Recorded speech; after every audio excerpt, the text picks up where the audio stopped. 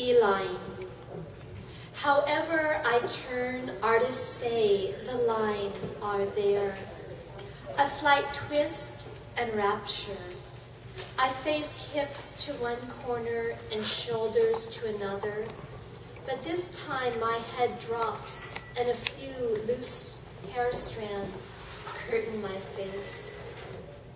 When everybody settles to their drawing, my eyes half closed, I hear only the scratch of charcoal, a low thrum of bees working a hive, my body's lines, a distant core of the bees' dance.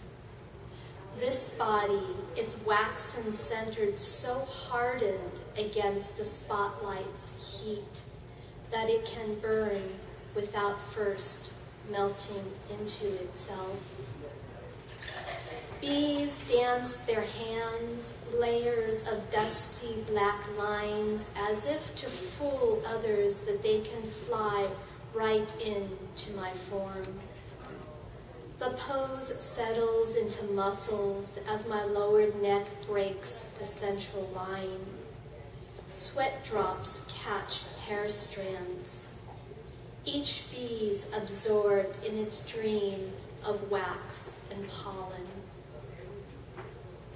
I close my eyes, return to what they can never see.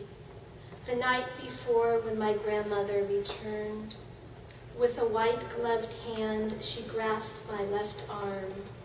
Suddenly, we were across a river where now she lives, with her baby daughter, who passed on years and years before. She asked me to take a charcoal, sketch an image of the child. I agreed to try what I'd never done before, and my infant aunt sat almost still in front of a small house surrounded by trees so tall they blocked out the sun's bright heat. I sat poised, blackened ash in my hand. I scanned her for that first line from which I draw a second. Then I knew I'd never draw what I could see. I sat in a cool aftermath of human lines, my body's childbearing passed over. My small aunt rose and ran, laughing. In this dream, as from the model stand, my neck rises as a stream of bees bursts from my middle, a swarm whose circular dance will become a part of someone's lines as my core hardens into wax.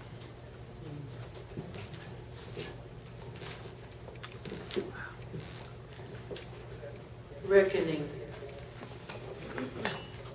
My mother and her mother have barely spoken for 77 years. I could be either one of them. I am she who gave up her child. I am also the child left. I am the child who was a mother to my mother, a child who was never a child. You know, the way generations repeat themselves. But the scene I want is this. A bit of older courage walks to a door. This is my mother's mother, who is not of this world. She opens the door to her daughter's face. Their eyes blink a few lifetimes. One of them scuffs gravity to a table. The other floats in an ocean where two chairs finally threaten to complete a story. Alchemist tools sit on this table. Crucible, retort, mortar, pestle. The alchemist grinds traced elements, a bruised landscape, a past chilled by a swipe of shadow, blued back behind a yellow porch light. Small filaments of hope tacked too high on a wall for either to reach or use to reverse, each alone, each. That night, my mother's mother packed her suitcase with a few things, slipped from the house in the dead of night, walked along a short, moonlit path, knocked in a hurry, handed away her daughter's 2 years to neighbors in 1934. For 77 years, no matter how much time passes, it remains 1934. This is when the alchemist transforms one thing into another, when it could just as well have been the reverse.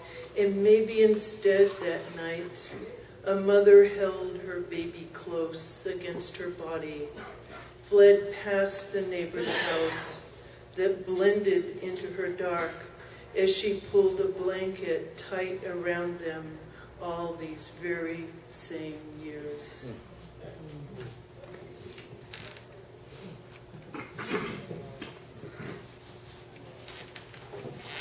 Two shots for Charlene Adams. Humid arms pull me from May rain, light against smooth night's window. Two shots, 11:29, drip. 10 minutes, sirens, drop. I drop to my love softly in our bedded nest. June heat in his arms rises as another's warmth drips, drying wind outside. Fall cools beside me. Golden blood flows gently down as sirens change lanes. Come to rake thin spent leaves. December's cold stiffens us. How to bury death that shoots between us. Someone young, emptied of breath. How to bring back one who's pushed these seasons beyond their ends. We lie now alone, unknown islands, unthawed tears, breathe February, as lost years hover outside and springs already buried.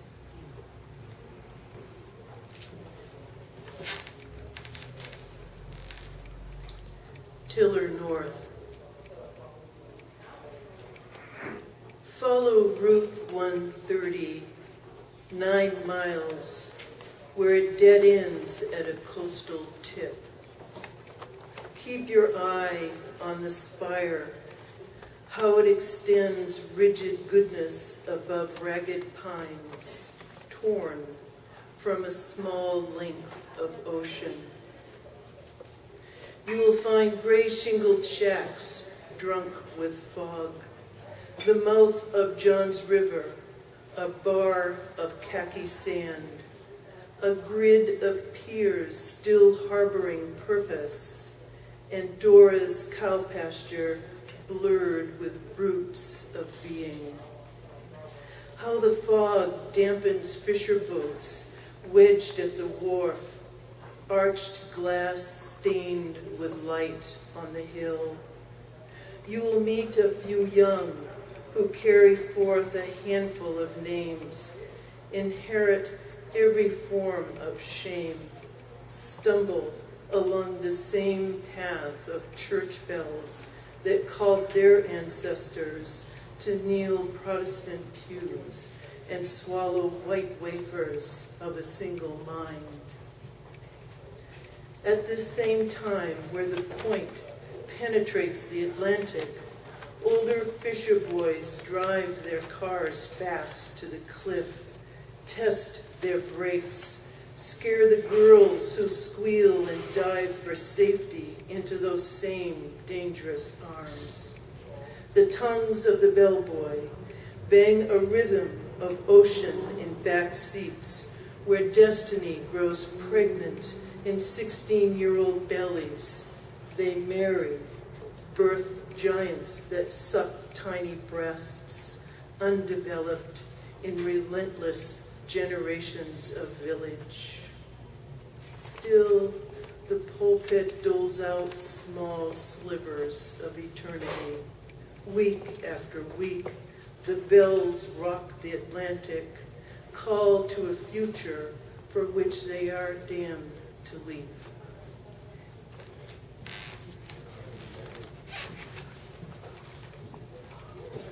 Pangea. Before radiation conjoined continents. In these windy days by the Pacific, when we went to empty our hands of grades, bills, unpaid work, we stood separate, cold, a cherished forgetting, something immense, something distant. We held our smallness in check. We held hands, maybe, maybe not. I walked in circles around beaches and hills, thought of a last name of my migrant ancestors I might take if we marry. You stood with the vision of waves. When contaminated clouds circled our planet, my nephew touched a rain puddle for the first time. He looked into it. His face. You stood, I walked in circles. Rain came down. Milk was measured. Scientists bartered plausible pathologies for wave-swept birds. I told my nephew's parents to take him in. They laughed as he splashed his watery likeness. We held hands, maybe, and walked inside. At night, it was almost Eden. Nothing more to desire, not even knowledge, because that we almost had. We became both continent and sea. Now a motorcycle from Japan washes up on shore.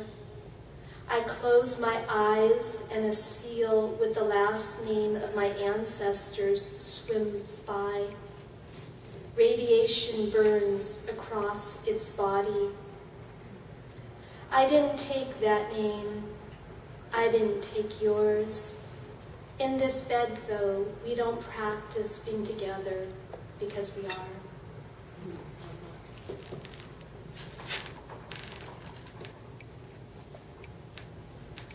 The pond. When the pond turns, Pamp said, fresh mud will float a smell of mist above the brackish water. This is when the first 50 degrees will flush out spring from the bottom of winter, when frogs will lay a handful of jelly dotted with black eyes. The adolescent girl will wade thigh-high into the pond in her grandfather's hip boots, scoop millions of embryos into her glass jar full of future. In the back shed, she will watch tiny eyelet births explode into swirling swarms of motherhood. She chooses one, returns the rest to the pond, watches metamorphosis and stages of legs and shrinking tail. This is when the slippery head first emerges, half in, half out of the dark liquid air. Out of nowhere, the neighborhood boy swells a secret, a young groin of heat in the cool spring of April. He grows amphibian into the palm of her hand. She undresses her young weight, a couplet of soft nipples, salamander brown, and swims the farthest edges of her backyard.